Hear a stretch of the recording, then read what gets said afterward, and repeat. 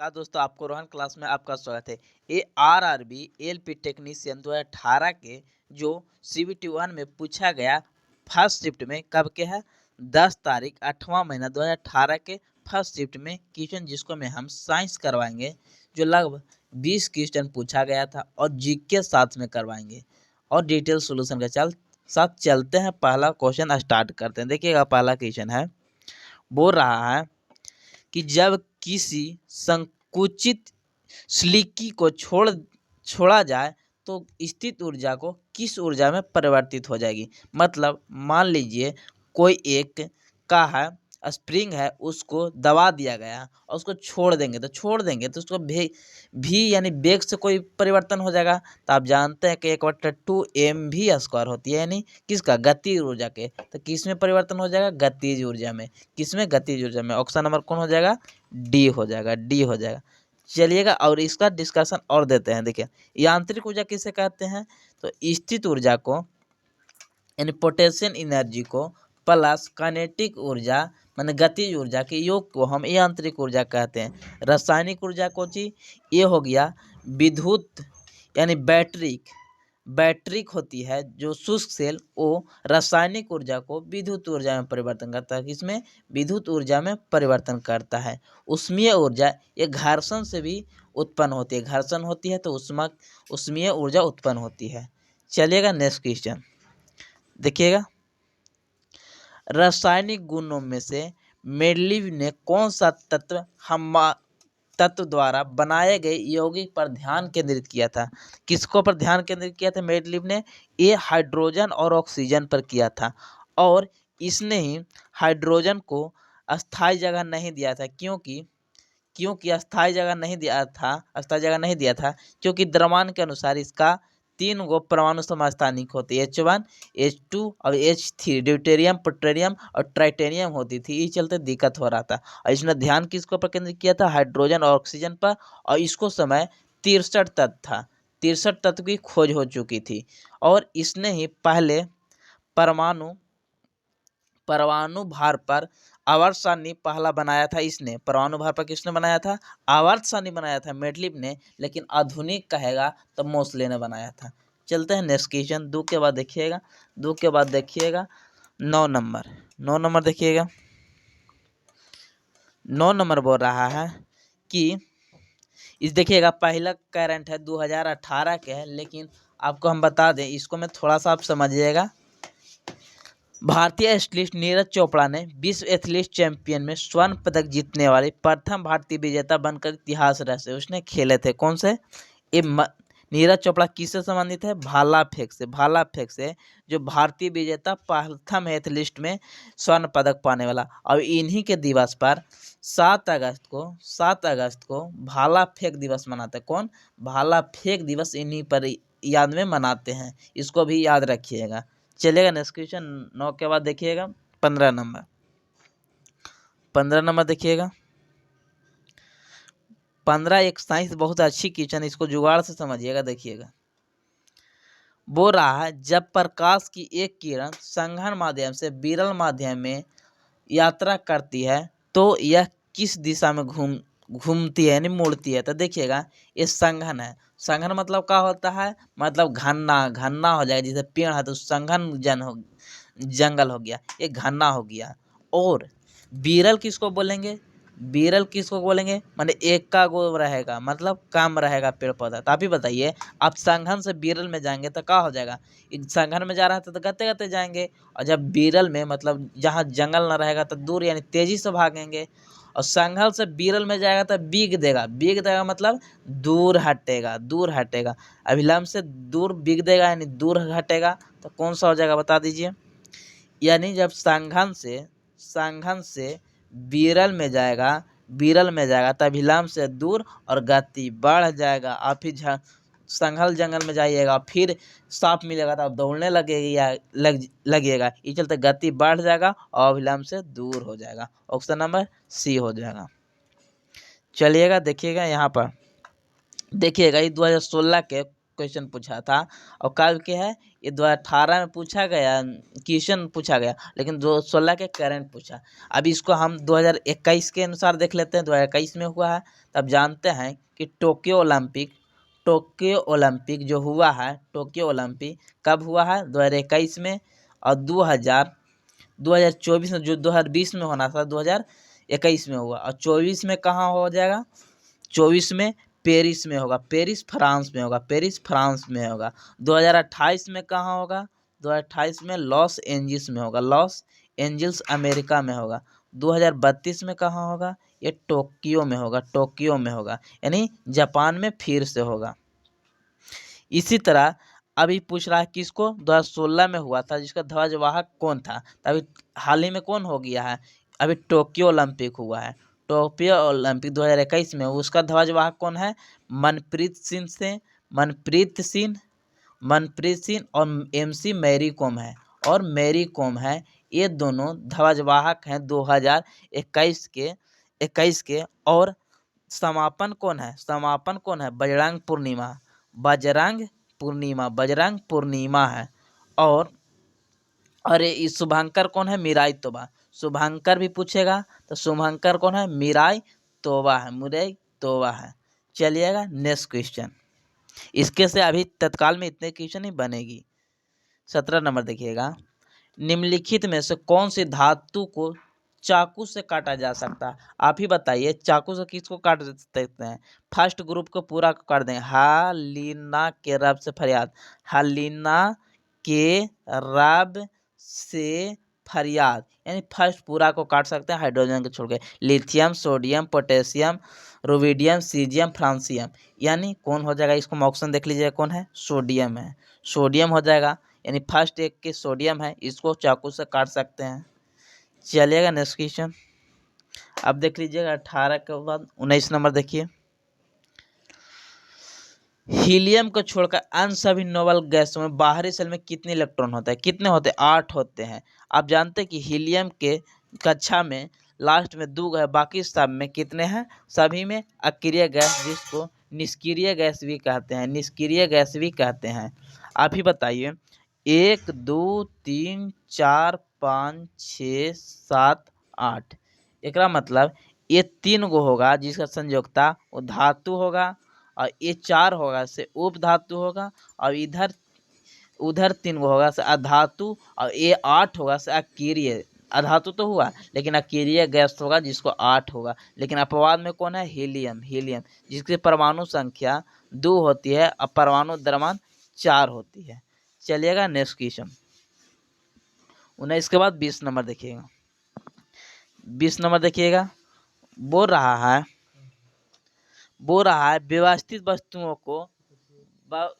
वस्तुओं को प्रवृत्ति को उस स्थिर या समान गति से गतिमान करने की प्रवृत्ति को क्या कहलाती है। मतलब कोई वस्तु विरामा में है तो विरामा में ही रहना चाहता है, गति में है तो गति में ही रहना चाहता है। ये कौन है, जड़त्व का नियम। और जड़त्व किसको पर निर्भर करता है, द्रव्यमान पर। जितना ज़्यादा द्रव्यमान रहेगा उतना ही जड़त्व ज़्यादा रहेगा। चलिएगा नेक्स्ट क्वेश्चन, संवेग किसको पर निर्भर करता है, ये गति पर निर्भर करता है। बल के सही मतलब न्यूटन होती है, और सीजीएस मात्रा डाइन होती है, 10 के पावर 5 डाइन बराबर 1 न्यूटन होती है। चलिएगा नेक्स्ट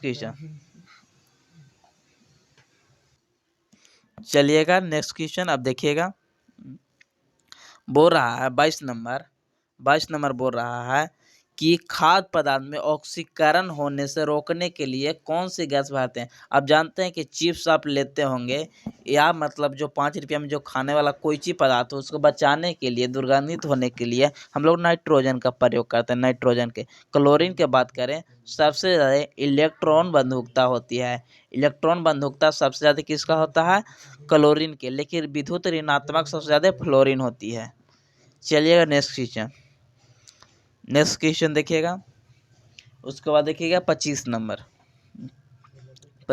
देखिएगा, निम्न से कौन सा एक परजीवी के रूप में पौधे में पोषण प्राप्त करता है। यानी परजीवी के रूप में पोषण प्राप्त करता है कौन, पौधा। ऐसा देख लीजिएगा, एक ही है, कस्क्यूटा है जो परजीवी के रूप में अपना भोजन ग्रहण करता है, मैंने एक दूसरा पर निर्भर करता है। ब्रायोफाइलम बात करें, ब्रायोफाइलम एक प्रकार की पौधा है जो पत्ती से ही प्रजनन करती है, उसका पत्ती ही लगा दीजिए तो लग जाएगा। मलेरिया का परजीवी कौन है? प्लाज्मोडियम है जो मलेरिया के परजीवी है। चलिएगा नेक्स्ट क्वेश्चन। ओम के नियम के अनुसार यदि करंट बढ़ाता है तो संभावित भी की स्थिर है तो क्या होगी? तो आप जानते हैं कि V बराबर आई आर होता है, ये ओम का नियम है। अब V स्थिर है तो आप कौन हो गया? I बटा आर हो गया, मतलब I बढ़ेगा, एक बढ़ेगा तो एक घटेगा, यानी I बढ़ाते हैं V बराबर आई आर, यानी इसको बढ़ाएंगे और इसको कांस्टेंट रखेंगे तो क्या होगी? एक दूसरा के विरोध, यानी प्रतिरोध कम जाएगा, प्रतिरोध कम हो जाएगा, यानी ये आप ही बताइए। V बराबर आई आर हो गया, ठीक। और इसको कहा कांस्टेंट, तो कांस्टेंट तो ये का हो गया, इसको I रखेंगे और आर रखेंगे। अगर वोल्टेज का बढ़ाना है तो प्रतिरोध को कम करेंगे क्योंकि समानुपाती होगा, यानी प्रतिरोध कम हो जाता है। ओम के नियम का यदि करंट बढ़ाते हैं तो प्रतिरोध क्या हो जाएगा? इसको कम हो जाएगा, क्योंकि धारा ज़्यादा प्रभावित करना तो प्रतिरोध कम रहेगा तबे ना, यानी ऑप्शन नंबर बी हो जाएगा। चलेगा नेक्स्ट क्वेश्चन। उसके बाद देखिएगा 29 नंबर। बहुविखंडन द्वारा उत्पन्न होता है, बहुविखंडन द्वारा उत्पन्न होती है कौन? प्लाज्मोडियम। प्लाज्मोडियम में बहुविखंडन होती है। राइजोपस ये बीजाणु द्वारा रिएक्शन अच्छी प्रजनन करती है, बीजाणु द्वारा। खमीर जिसको ईस्ट बोलते हैं ये मुकुलन द्वारा, कुछ द्वारा मुकुलन द्वारा, मुकुलन द्वारा। और प्लनेरिया ये पुनर्जनन द्वारा, पुनर्जनन द्वारा माने रीजनरेशन इसको में ज़्यादा होती है प्लनेरिया में। जैसे आप जानते हैं कि लीवर में, मनुष्य के लीवर एक ऐसी ग्रंथि है जिसको रीजनरेशन बहुत होती है, अगर उसको में लीवर में इन्फेक्शन हो जाता है फिर भी बन सकता है। इसी तरह प्लनेरिया में भी पुनर्जनन सबसे ज़्यादा होती है। चलिएगा नेक्स्ट क्वेश्चन 30 के बाद देखिएगा 33 नंबर। 33 बोल रहा है कि प्रोपेन का आणविक सूत्र होती है, तो आप जानते हैं कि CnH2n प्लस 2 होती है किसका? एल्केन के। तो एल्केन के तो ग्रुप प्रोपेन है, यानी एन लगल है, यानी एल्केन एक, यानी लास्ट में एन है तो एन हो गया, तो किसका हो गया? 2 लास्ट में, यानी 3 यहाँ रख देंगे, 3Ha2n हो जाएगा, यानी ऑप्शन नंबर सी हो जाएगा। चलिएगा नेक्स्ट क्वेश्चन। निम्नलिखित से कौन सा फूल के केंद्र में मौजूद होती है? फूल के केंद्र, ये देखिए आपको एक छोटा सा हम पिक्चर बना के दिखाते हैं। ये देखिए, ये अंडप हो गया, ये अंडप हो गया, ये स्टिग्मा हो जाएगा, ये स्टिग्मा मार लगल है मतलब अस्थिकेसर हो जाएगा। और ये स्टाइल मैंने लड़की स्टाइल मारती है तो स्टाइल हो गया। और एक होगा उसको मिलेगा स्टेमेन, मेन माने आदमी यानी पुरुष, यानी लास्ट में एन रहेगा तो पुकेसर हो जाएगा। और स्टिग्मा और स्टाइल अस्थिकेसर के भाग है। तो अंडप कहाँ होती है? फूल के केंद्र में कौन? अंडप होती है। अब बाह्यदल जो फूल को आकार दर्शाता है, आकार मतलब जो हरा कलर का दिखाई देगा ना फूल में, वो बाह्यदल हो गया। अब पंखुड़ी जो ऐसे ऐसे पत्ती रहेगी पौधा में, यानी फूल में पत्ती रहेगा, वो होगा पंखुड़ी।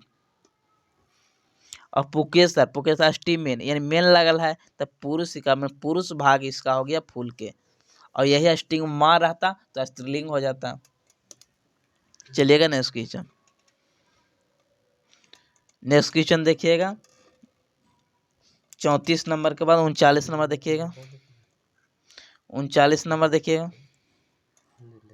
बोल रहा है कि ओजोन के एक अणु में कितने होते हैं? तो आप जानते हैं कि ओजोन में O3 लिखाती है, और ये ओजोन परत होती है जो O3 के परत O3 से निर्माण होती है। और ओजोन परत को बचाने के लिए मॉन्ट्रियल प्रोटोकॉल कनाडा में 16 सितंबर 1987 में हुआ था। ये स्टैटिक में ध्यान रखिएगा, मॉन्ट्रियल प्रोटोकॉल ये कनाडा में हुआ था। और उसको 10 साल के बाद 1997 में क्योटो प्रोटोकॉल जापान में हुआ था। चलेगा नेक्स्ट क्वेश्चन। उसके बाद देखिएगा 43 नंबर। 43 एक जीके है। एक मुस्लिम संत थे जो उस जगह पर रहते थे जहां फतेहपुर सीकरी का निर्माण किया। और जानते हैं कि फतेहपुर सीकरी में अकबर के द्वारा बनाया गया फतेहपुर सीकरी है। वहाँ एक मुसलमान संत रहते थे। कौन रहते थे? मुसलमान संत। वो कौन थे? मुसलमान संत रहते थे फतेहपुर सीकरी में, जो शेख चिलीम चिश्ती थे। और फतेहपुर सीकरी का निर्माण अकबर के द्वारा किया गया था कि कब? जब गुजरात को जीत गया था, इसी के उपलक्ष्य में फतेहपुर सीकरी का निर्माण कराया था। चलिएगा नेक्स्ट क्वेश्चन 44 के बाद देखिएगा 45 नंबर। 45 है कि 4 मीटर प्रति सेकंड से भी वेग से, यानी भी बराबर कितना है? 4 मीटर प्रति सेकंड स्थानांतर होकर 0.5 किग्रा वाली वजन गेंद की गतिज ऊर्जा क्या होगी? यानी एम बराबर कितना है? 0.5 यानी इसको 1/2 लिख सकते हैं ना, कोई दिक्कत नहीं, इतना केजी। अब लगा दीजिए 1/2। एम कितना है? 1/2। और एम भी स्क्वायर होता है 1/2, एम भी स्क्वायर होता है तो 1/2, द्रव्यमान 1/2 और भी के स्क्वायर यानी 4 चौके 16, यानी 4 से 4 काटेंगे 16 काटेंगे यानी 4 बार में। ऑप्शन नंबर बी हो जाएगा। चलिएगा नेक्स्ट क्वेश्चन 45 के बाद 48 नंबर देखिएगा। 48 नंबर देखिएगा, बोल रहा है, इसको देखिएगा, समझने वाले कंसेप्ट वाला क्वेश्चन है। देखिएगा अब क्या बोल रहा है, निम्नलिखित में से कौन से क्षेत्रों में पवन ऊर्जा के लिए उच्चतम क्षमता होती है? अब जानते हैं कि ये मालाबार तट है, जिसको पश्चिमी घाट भी बोलते हैं, और ये पूर्वी घाट है, पूर्वी घाट है। अभी बताइए, इधर से आप जानते हैं कि जब वर्षा होना होता है तो पश्चिमी घाट से जब पहाड़ से टकराती है हवा, तो तब यहाँ से वर्षा का निर्माण होती है। और सबसे ज़्यादा उच्चतम कहाँ होती है? पश्चिमी घाट में। यहाँ से टकराया फिर पूर्वी घाट से, तो पूर्वी घाट तो है नहीं, उसको बाद यहाँ पड़ी पहले। आप जानते हैं कि सीधा टकराने के बाद कहाँ? मेघालय में सबसे ज़्यादा वर्षा होती है। चक्रवात के कारण मेघालय में सबसे ज़्यादा वर्षा होती है, यानी पश्चिमी घाट में उच्चतम पवन ऊर्जा मिलेगी। उच्चतम क्षमता कहाँ होगा? पश्चिमी घाट में। गंगा मैदान इस समय तो होगा नहीं, क्योंकि जहाँ पहाड़ होती है वहीं सबसे ज़्यादा पवन ऊर्जा भी चलती है, और वहीं से वर्षा का भी निर्माण होती है। ऑप्शन नंबर 3 हो जाएगा। चलिएगा नेक्स्ट क्वेश्चन बोल रहा है 50 नंबर। 50 नंबर बोल रहा है कि किसी कार्बन का परमाणु द्रव्यमान 12 है और हीलियम का 4 है, तो प्रत्येक तत्व के 1 मोल में क्या होगा? 1 मोल का है तो आप लिखिए घोड़ा रहे हाथी रहे, कुछों के 1 मोल एक ही के बराबर होगा। इसको सीधा हिसाब रखिए, 12 दर्जन केला हो जाए, 6 दर्जन पेन हो जाए, सभी को 1 ही मोल कहेंगे, यानी कार्बन के 1 मोल और हीलियम के 1 मोल के बराबर हो जाएगा, यानी ऑप्शन नंबर 2 हो जाएगा। चलेगा नेक्स्ट क्वेश्चन, कोइयों का द्रव्यमान पूरा है तो अपना बराबर हो जाएगा। चलिएगा 52 नंबर। 52 नंबर बोल रहा है कि फूल वो वाले किस पौधे की पत्तियों द्वारा मार्जिन दरों से कलियां पैदा होती है? अभी न बताएं कि पत्ती के द्वारा किसको? बायोफाइलम के द्वारा ही प्रजनन हो जाती है। इसका पत्ती आपको एनसीईआरटी के 8 में आपको मिलेगा। 8 के देखिएगा एनसीईआरटी में प्रजनन में तो ऐसा मिलेगा, और उसी से फल निकलित रहेगा। इसको मैं काट के, ये कौन है? बायोफाइलम है, जो पत्तियों के सिरे से ही कलियां पैदा होती है। ब्रोफाइटा जो पादप जगत के उभयचर कहलाती है, पादप जगत के उभयचर कहलाती है। गुलाब का फूल एक कायिक विधि द्वारा लगाते हैं, जैसे आम इसम का सटहा लगाते हैं, इसी तरह कायिक विधि द्वारा लगाते हैं। केला को भी कायिक विधि से लगाया जा सकता है। चलेगा नेक्स्ट क्वेश्चन। उसके बाद देखिएगा 62 नंबर। 62 नंबर देखिएगा, 62 बोल रहा है कि साइकिल की सवारी करते समय निकलने वाली ऊर्जा निम्न से कौन सा किसका रूप नहीं है? तब जानते हैं साइकिल चलाएगा तो क्या होगी? कुछ घर्षण होगा तो उसमें ऊर्जा भी निकलेगी, गति ऊर्जा भी होगी क्योंकि स्पीड बड़ी बढ़ेगा, और यांत्रिक ऊर्जा भी होगा क्योंकि गतिज ऊर्जा हो रही है। तो आप जानते हैं कि यांत्रिक ऊर्जा बराबर गतिज ऊर्जा प्लस स्थित ऊर्जा होती है। तो एक हो रहा है तो एक ऑटोमेटिक ही बढ़ जाएगा, यांत्रिक ऊर्जा तो यही हो जाएगा। लेकिन रासायनिक ऊर्जा थोड़ी होता है, केमिकल रिएक्शन थोड़ी होता है कि आपका हार्मोन ज़्यादा बढ़ने लगेगा घटे लगेगा, कभी नहीं होगा। यानी ऑप्शन नंबर 3, साइकिल चलाने से रासायनिक ऊर्जा कुछ नहीं होती है। चलिएगा नेक्स्ट क्वेश्चन 67 नंबर। 67 देखिएगा, बहुत अच्छी क्वेश्चन है। 1 बिलियन का पीएच मान 10, पीएच मान 3 है, तो आप जानते हैं कि पीएच मान 10 के पावर माइनस 3 बराबर 3 हो जाएगा। अगर 10 के पावर 4 रखल है माइनस, तो 4 हो जाएगा। इसी तरह बड़ा है, पीएच मान 3 है और 10 के पावर यानी पीएच मान 6 है, यानी 10 के पावर माइनस 6, तो क्या हो रहा है, 3 गुना घट रहा है। आई माइनस में 3 है, -6 में है, तो -3 रुपया आपको पास, मैंने पहले आप 3 रुपया कर्जा ले लेते हैं, अब आप 6 रुपया माइनस में हो गया, यानी 6 रुपया कर्जा हो, तो कर्जा तो बढ़ गया, यानी आपको पास कर्जा कितना बढ़ गया, यानी 3 गुना इतना और कम हो जाएगा, यानी कम रहा है आपको पास, मैंने और पैसा आपको पास कम गया, यानी 10 के पावर 3, यानी 10 के पावर 3 गुना कम हो जाएगा। ऑप्शन नंबर 3, 3 गुना बढ़ जाएगा या 3 गुना घट जाएगा, नहीं, यानी 10 के पावर 3, 10 के पावर 3 गुना कम जाएगा। ऑप्शन नंबर 3 हो जाएगा। चलेगा नेक्स्ट क्वेश्चन, लास्ट क्वेश्चन है। ध्वनि हवा में 333 मीटर प्रति सेकंड से चल रहा है, इस पर 1 सेकंड के लिए इतना मीटर की दूरी तय करती है। आप जानते हैं कि चाल बराबर का दूरी बटा समय, दूरी बटा समय होती है, यानी कितना मिनट में, 1 सेकंड में जा रहा है, मतलब 1 मैक इसका हो गया, जितना सेकंड में जा रहा है इतना, यानी 1 मैक होगा और 1 मैक हो जाएगा, यानी शांति पैदा करेगा, यानी ऑप्शन नंबर बी हो जाएगा। ऑप्शन नंबर बी हो जाएगा।